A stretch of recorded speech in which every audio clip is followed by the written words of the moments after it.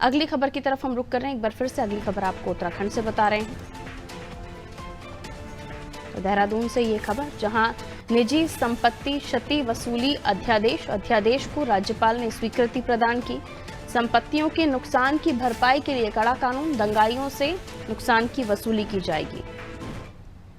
तो निजी संपत्ति को अगर क्षति पहुंचाई जाती है तो जो दंगाई जिनकी वजह से ये नुकसान होता है, तो अब इसको लेकर अध्यादेश को राज्यपाल ने स्वीकृति प्रदान कर दी है। संपत्तियों के नुकसान की भरपाई के लिए कड़ा कानून लाया जाएगा।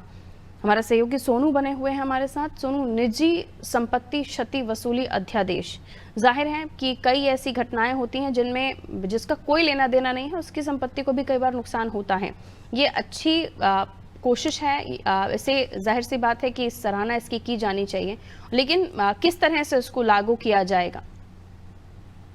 देखिए, ये अपने आप में एक सवाल है। सरकार प्रावधान कर देती है, धरातल पर कैसे इन व्यवस्थाओं को लागू किया जाएगा, इसमें सबसे महत्वपूर्ण भूमिका जो है वो प्रशासनिक अधिकारियों की होती है, शासन के अधिकारियों की, और जो जिला स्तर के अधिकारी होते हैं। क्योंकि हाल ही में जब उत्तराखंड का जो कुमाऊं का क्षेत्र है, हल्द्वानी में जिस तरह से घटना घटी थी, वाकयात सामने आए थे, उससे सबक लिया और सरकार ने अब ये प्रावधान किए हैं कि आने वाले समय में, चाहे वो सरकारी संपत्ति हो, गैर सरकारी संपत्ति हो, जब भी कोई आंदोलन होगा या किसी भी तरीके का कोई भी उपद्रव अगर कहीं पर होगा, तो उसकी भरपाई जो है इस पूरे सिस्टम के तहत, इस व्यवस्था के तहत उनको चिन्हित कर जो इस घटना को अंजाम देंगे उनसे वसूली की जाएगी। और इसके लिए अब पूरा कानून तैयार कर लिया गया। जो शासनादेश जो अध्यादेश सरकार ने तैयार किया, इसको राज्यपाल ने अपनी स्वीकृति प्रदान कर दी है। तो निश्चित तौर पर आने वाले समय में जो विरोध प्रदर्शन है या कहीं पर भी हम ये कहें कि दंगे जैसे अगर कहीं पर हालात होते हैं, तो उस स्थान पर जब संपत्ति को, चाहे वो लोकहित की संपत्ति हो, चाहे वो निजी किसी की संपत्ति हो, उसको जो भी नुकसान होगा उसकी भरपाई जो है वो उस व्यक्ति विशेष से ही की जाएगी, और इसके लिए पूरे प्रावधान किए गए। तो निश्चित तौर पर कहीं ना कहीं हम इसको एक बड़ा और सख्त कानून राज्य सरकार का कह सकते हैं। और जब ये अब धरातल पर लागू होगा तो जो क्षति होगी संपत्ति की, उसकी वसूली जो है वो संबंधित से ही की जाएगी। तो अब इसको इम्प्लीमेंट किया जाएगा और उसके बाद देखना होगा कि किस तरीके के परिणाम जो है वो सामने आएंगे, और जिस उद्देश्य को लेकर के सरकार ने इस परिकल्पना को साकार करने का संकल्प लिया है, वो कितना साकार हो पाएगा। क्योंकि जो विरोध प्रदर्शन है वो भी कहीं ना कहीं इससे उन पर भी अंकुश लग सकेगा। तो हड़ताल जैसी जो विरोध प्रदर्शन है, क्या वाकई ये रुक पाएंगे, ये भी देखना होगा, और ये भी अपने आप में एक बड़ा सवाल है।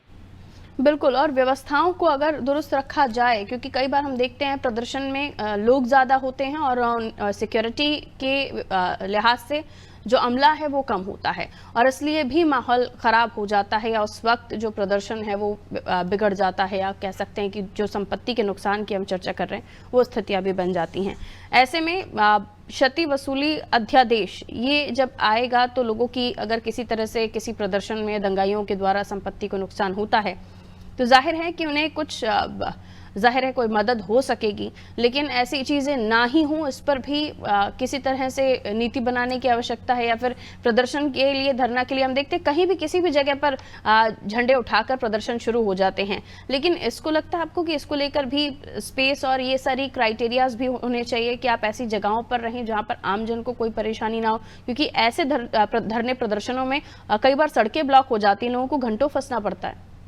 सोनू, देखिए पारुल, ये बहुत महत्वपूर्ण सवाल आपने पूछा है, क्योंकि तमाम लोगों से जुड़ा हुआ ये मामला है, और ये लोगों से जुड़ा हुआ है। और विरोध प्रदर्शन और उपद्रव जब होते हैं, क्योंकि अभी जिस तरह से मैं जिक्र कर रहा था कि हल्द्वानी में जो घटना हुई थी, जब आगजनी हुई थी और थाने को फूंकने का कोशिश कर दी गई थी, और आगजनी के साथ साथ सरकारी और गैर सरकारी वाहन जो है वो आग की जद में आ गए थे, और सरकारी संपत्ति को करोड़ों का नुकसान हुआ था।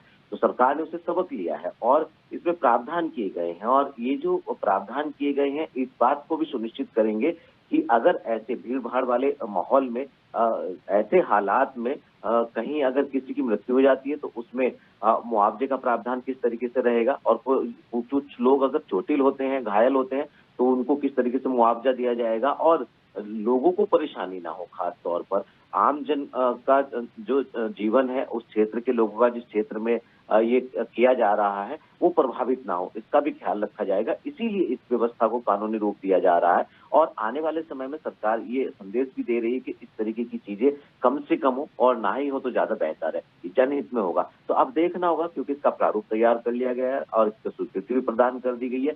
धरातल पर जब इसको इम्प्लीमेंट किया जाएगा तो इसमें खास तौर से पुलिस विभाग का बहुत एक अपना एक रोल होगा। तो पुलिस विभाग कितनी गंभीरता से, कितनी शिद्दत से इसको धरातल पर उतरवाने में सफल हो पाएगी, ये देखना होगा। एक और सवाल इसी से जुड़ा जो मुझे लगता है इम्पोर्टेंट है और लोगों को इसके बारे में भी आपके माध्यम से जानकारी मिलनी चाहिए कि जिस तरह के जो कानून लाया जा रहा है निजी संपत्ति क्षति वसूली, क्योंकि जब दंगाइयों के प्रदर्शन की बात की जाती है तो इन्हें चिन्हित तो किया नहीं जाता है। कई बड़े ऐसे प्रदर्शन देखिए हमें नुकसान होता है लेकिन कोई दोषी करार नहीं होता है, क्योंकि इतनी सारी भीड़ में आप किसे ही दोषी करार देंगे। और ऐसे में फिर सहारा हो जाता है आज के इस जनरेशन में कि सीसीटीवी फुटेज देख लीजिए, कैमरे की रिकॉर्डिंग देख लीजिए, वहाँ हमला भी मौजूद होता है जो किसी पर्टिकुलर एक आदमी को दोषी करार नहीं देता है। तो ऐसे में क्षति वसूली के लिए अगर आप किसी पर कानून लागू करते भी, किसी पर कार्रवाई होती भी है, तो चयन करने में भी परेशानी नहीं होगी सोनू कि किस पर कार्रवाई करनी? देखिए पारुल, ये चुनौती जरूर है, खास तौर से पुलिस फोर्स के लिए और खुफिया तंत्र के लिए और जो सरकारी सिस्टम है उस पूरे सिस्टम के लिए चुनौती जरूर है। आप इसका चयन कैसे करेंगे? इतनी भीड़ में आप ये चयनित कैसे करेंगे कि दोषी वास्तव में कौन है? और उसके बाद जो शासकीय प्रक्रिया होती है कहीं ना कहीं उसमें भी काफी समय लगता है। तो ऐसे हालात में ये एक सिस्टम के लिए चुनौती है। अब यही इसका एक स्वरूप तैयार किया गया है कि सीसीटीवी कैमरों के साथ साथ कौन सा खुफिया तंत्र और किस तरह से जो मैकेनिज्म है वो सरकार स्थापित करने जा रही है, ताकि जो चयन है दोषियों का वो हो सके और जब चयनित हो जाएंगे तो उसके बाद फिर कार्रवाई हो सकेगी और वसूली की उसके बाद फिर बात आती है। तो ऐसे में ये तमाम ऐसे पहलू हैं जिनका इसमें समायोजन किया गया है। सभी पहलुओं को गंभीरता से मनन के साथ धरातल पर उतारना होगा और उसके बाद देखना होगा कि आने वाले समय में जब सरकार इसको धरातल पर उतारेगी तो जो सिस्टम से जुड़े अधिकारी हैं वो आखिर इसको किस तरीके से इम्प्लीमेंट करके सरकार का जो उद्देश्य है उसको साकार कर पाएंगे। बिल्कुल देखने वाली बात होगी कि आने वाले समय पर जब ये कानून जब धरातल पर आ जाएगा, इसका इम्प्लीमेंटेशन होगा तो उसका किस तरीके से पालन होता है और पालन कैसे करवा पाते हैं, क्योंकि एक बड़ी चुनौती के रूप में भी इसे देखा जा रहा है। लौट रहे हैं सोनू आपके पास, अगली खबर पर आपसे जानकारी लेंगे। तो निजी संपत्ति क्षति वसूली कानून जिसको लागू करने की बात, और इसी के साथ ये भी बड़ा मामला कि इस कानून के साथ आगे जो सिस्टम है वो कैसे अपना मैकेनिज्म तैयार करता है, क्योंकि चुनौती से कम नहीं होगा।